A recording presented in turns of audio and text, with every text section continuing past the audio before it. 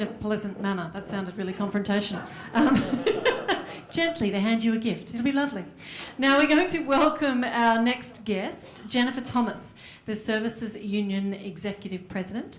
Jennifer Thomas is the Executive President of the Services Union. She has extensive experience in developing campaigns to assist workers to realise their goals within the workplace. She's worked in the union movement for more than 17 years, 16 of which have been with the Services Union. She's an expert in industrial negotiations and strategic planning. She's responsible for leading and developing the Services Union and organising campaign plans and strategy. She is passionate about member training, and the Services Union is committed to, she hates people talking about her by the looks of things, to investing in the education of our workplace delegates to achieve this. Thank you very much, Jennifer. Thank you. Thank you, everyone, for having me today. And I don't know if industrial relations is a great afternoon topic on a Friday afternoon after hearing about some other more exciting outcomes about health and beauty. But look, what is important about this conversation is it's actually how we get your pay and conditions, and that is what's important. And it's about sustainability of the jobs that you want to do to help people in our communities, and that's what the union is all about in working in the community sector. So I thought I would just share with you, I guess, about the snapshot of where we're at the moment and the campaigns that we're running, because what it needs, of course, is people of the sector to be the voice of those campaigns. So I will talk quite specifically about the work we're doing in the community and disability area. We've got a really good history of working together with sector, with members. Our both views about social justice and what we want to bring to the table in terms of our community values align very well. So there's not a lot of arguments that we have as we would maybe at a negotiation table with an energy corporation or Queensland Rail, that we don't really have those battles in community sector. One, because we're heavily government funded and largely it's determined by social policy. So largely that is actually where our debate is. It's about, is that policy good enough? Does it deliver outcomes? And what does it mean for workforce? And particularly at the moment, we're under real stress. One, in terms of future wages outcomes, but also about having a trained workforce and a trained workforce that's ready for the future. That is a constant issue that we're dealing with as we only ever have funding contracts that focus on frontline service delivery, which is positive and it's what needed, but I guess it doesn't really give us great depth.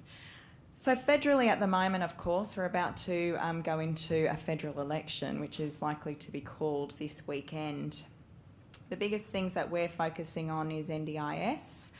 So many of our members are frontline service disability support workers, so we welcome you to join the union when you start working in the disability area. But our members are under great struggle in that area if anyone else is working in disability at the moment as we move to I see some heads nodding, a consumer direct market. I've just got notice from another mental health service about that they're just about to go through their third restructure in less than 12 months because they've just lost 26 funding contracts, 13 Commonwealth, 13 Queensland, which of course we're holding on to some Queensland block funding in mental health programs, but they're going through the whole review of what that looks like. So our members and our services are under constant pressure in this space at the moment. So We've been campaigning to ensure the NDIS is the best it can be, and have been doing that with people with disabilities as well as our services and our members.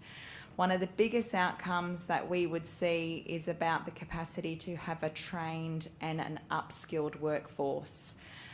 We don't have the workforce that was predicted at this point in time because organisations are struggling through the recruitment process to attract workers and also to retain workers in the sector. It's an enormous problem, and that will continue if we don't come up with some really decent national workforce plans in relation to having a sustainable NDIS, which also means we need a backbone of a strong, very skilled workforce, that there is a lot of new regulation around, many codes, many practices, which is a positive thing in terms of for the people with disabilities, But it also comes with many issues for workforce that are new about enforceability and what that looks like.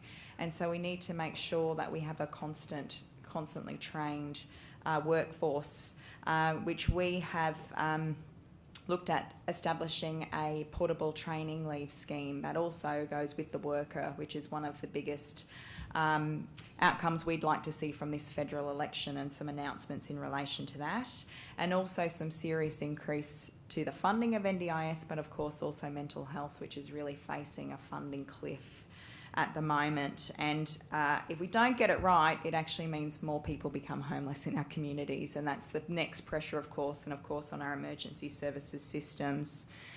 The other key part our union has been at the forefront on, as of course our members run the DV sectors, is about establishing domestic and family violence leave in our workplaces. We've done that very successfully here in Queensland and many other states where we've got Labor governments, as well as through a bargaining process. But what we don't have it is as a national employment standard for those workers that are award-free. And so that's really critical in terms of tackling domestic and family violence, when 1 out of every 5 workers as a woman will experience some domestic and family violence and need that support. So that's a critical issue for our union and for women workers, and also with that is about improving superannuation outcomes for women, with women retiring with 47% less in their super balances than men. So they're the kind of forefront issues for our union, which is a very female-dominant industry because of sectors like yourselves, which we are the union for community sector. So it's about changing the rules at this point in time. So make sure that you are enrolled to vote and that you're thinking about changing those rules, because it's extremely important. You are an award-reliant working sector that is, you are this industry, and disability makes this in Queensland the number 2 industry of jobs for the future for the next 10 years. You are delivering more to the economy than the mining sector at the moment. However, the infrastructure and what you need in terms of workforce planning is not there. And quite frankly, not by any party, and we really need to put the pressure on all parties to make sure you are a sustainable sector. In Queensland, I guess we're getting really decent runs on the ground. One of the biggest campaigns we're running with the Queensland government is about the establishment of portable long service leave. Because you are driven by funding and cycles and when contracts start and when they end, the reality is less than 20% of sector workers, which we can very easily predict you stay in the sector but you change from job to job, less than 20% of our members unfortunately never get to access the entitlement of long service leave, even though you fulfil the requirement because of the work you've committed to in the industry. And so that's something we would like to see change. So we've got that in train at the moment with the Queensland government. And we're working with this sector in relation to that, I guess, on those issues about scope, who it applies to, what does it look like. And so we would hope to see that legislation in place by the end of this year to be effective from the new financial year in 2020. And that scheme would be under QLeave, which also operates portable long service leave for construction and contract cleaning. So we would bolt onto that system, and it's a sector that's very attractive, of course, in that sense. So we still need members' help in relation to that, because of course you need to keep the pressure on your pollies when these things count. And in Victoria, we've just had this go through for community sector workers, but it came down to 1 vote in their upper house, and the 1 vote lost the disability sector to the scheme. So they carved out the disability sector because disability organisations put the pressure on the politicians because of the introduction of NDIS, don't include us into portable long service leave. We don't want to see that happen here in Queensland. We want the scope to be as broad as possible, and also the scope to include retrospectivity of at least your current employer. So it means we have to be very clear about that in terms of what we want. So we'll be starting to organise lobbying through the halls of the Queensland Government very soon. We'll be asking for people to come and assist with that, because you actually have to talk to everyone. So you've got to go talk to the Cataboys, you've got to talk to the Liberal Party, you've got to talk to the ALP, independents, everyone, to make sure they're on board when it comes time to vote on that critical piece of legislation that we know will make a difference to the working lives of our members and for the sector to create sustainability. The other thing occurring at the moment, which includes some workforce review, is about the compact that the department is doing at the moment. We were a part of that. What we're discovering is, though, probably some of the issues our members want to see is actually more in terms of working within a review of the standards on how you get funded to deliver the service delivery of your contracts, because that is also where the pot of money sits for wages, for professional development, for vicarious trauma, for workplace health and safety. So we're looking at the compact, and we think that it really needs to have some underpinning principles about secure jobs, because still, while we've been successful in campaigning for longer term contracts of 5 years, there is a very clear initiative about frontline service delivery, and what that means is every cent for the Queensland Government is going to service delivery frontline, and it is in the NGO sector.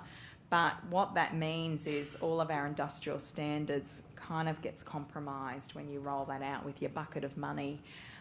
So the things our members would identify, and many of the managers who run the services are our members as well, and they say the things that they feel they can't provide is things like professional development, career paths, that it's the support in terms of supervision, it's vicarious trauma, it's health and safety standards, like where we very clearly say if you're running a DV refuge, you should have a 2-person shift, it shouldn't be 1 person. It puts people at risk.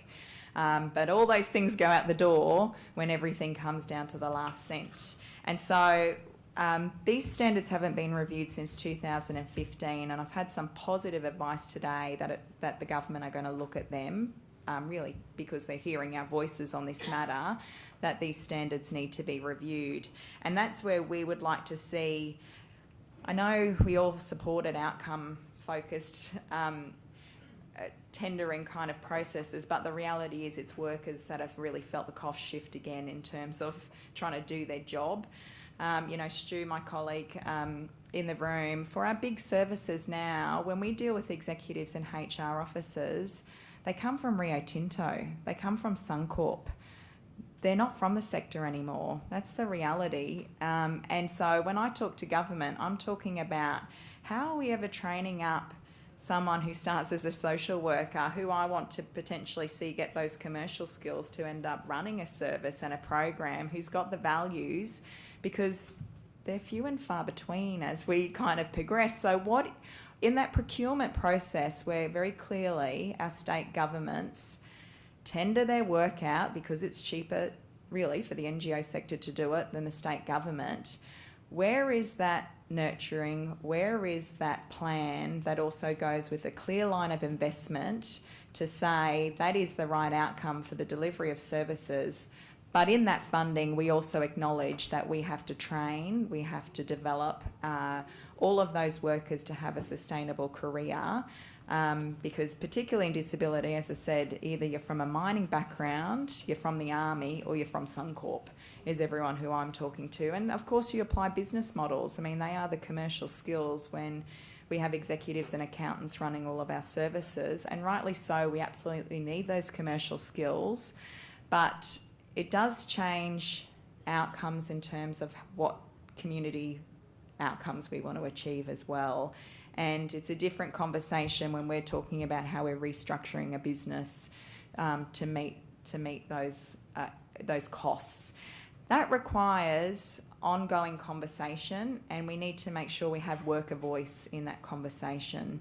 And so we are really wanting to have a review of those standards so we can get that worker voice back into that conversation, because quite frankly, services, I don't know if they can do some of that because they have to still go into a competitive tender. They still want to get the work, and you're kind of on this treadmill cycle all the time. It is a higher level conversation that we want to have with politicians, so they're making the right investment choices. So that's a big piece of work we want to really have a crack at, following portable long service leave.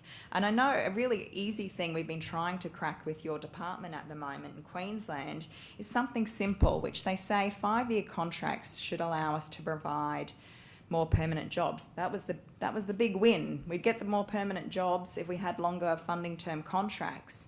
But reality is, at the moment, there's restraints on you as service providers and for the workforce about being able to offer redundancies as part of that if the government decided not to run that program. And how you would do it would be adjusting your KPIs. And so that becomes a real problem if all we're doing is extending people's fixed term work. We're actually never getting to solutions in terms of, you know, what we're trying to achieve, which is sustainable employment with good career paths, so we can keep progressing outcomes for people that we work with, but as well as for ourselves, that we're actually, you know, really mapping out what a job looks like in the community sector and not just for 3 years. So they're the kind of critical things that we're looking at. As I said, it's really important that we have members, of course, to do that. So that includes people needing to become a part of a union that's focused on their work and the importance of their work in terms of that delivery. So we're very keen to get out to your workplaces. And so Maria is very keen to help build that outcome that we can actually get in and talk to workers at a sector level. We've got a round table that we're going to host with Mick de Brenny on the 24th of May. Mick is always, you know, from a union background, is always very keen to hear from the sector because, you know, in his other portfolio, otherwise all he deals with is the CFMEU, so we're much nicer to deal with, so better than dealing with large construction sites. But you have to tell your stories all the time as workers in delivery, not just about who you're supporting. You have to tell your own stories and where you want to see your career heading, and therefore what supports is needed to do it, because the reality at the moment is everything is nearly down to yourselves. If you want to build your career, you have to figure out your own investment strategy to make that happen. And it's nearly down to just to keep your job about what your requirements are. It's a lot of cost shifting going on to the worker at the moment. And as I said, we are going to walk the halls of Queensland Parliament to ensure we get portable long service leave. Again, they all know me there. I'm the union secretary. What they need to do is make sure that we have workers there. So there's great benefits. We're really assessing for our own union value add, what we're doing at the moment. You know, your fees are tax deductible. We're looking at professional development as part of our own union offer at the moment. It's online. Some of what we do is in class as well. It's been very well taken up by all of our industries, which includes local government, which includes port workers on $150,000. You know, there's a real need for professional development in this state, full stop, because it seems workers all through Queensland are not getting enough of it at their jobs. So it's something in terms of gaining the benefits that you can access individually from your union membership, of course, as well as industrial support if you need that. The other offer we've created, I think it's 2 years ago now, is we also offer professional indemnity insurance as part of the union membership at no extra cost, which is essential when you're working with anyone in community. So that's very important, and that's free as part of a union membership, and that's worth about $600, nearly the cost of a union membership. So a little plug to join, but there's a lot of work that we need to do to keep in pace about you as the third wheel of what is the public sector. We are the community element of that requires a lot of thinking that you need to be a part of. So we welcome the process to continue to work in collaboration and have our members at the forefront of that debate. So happy to take any questions, but I think you've got to keep on time for everything. So thank you. Thank you so much, Jennifer. Here you are. You're welcome. Yes, I'm afraid we don't have time for questions, but can you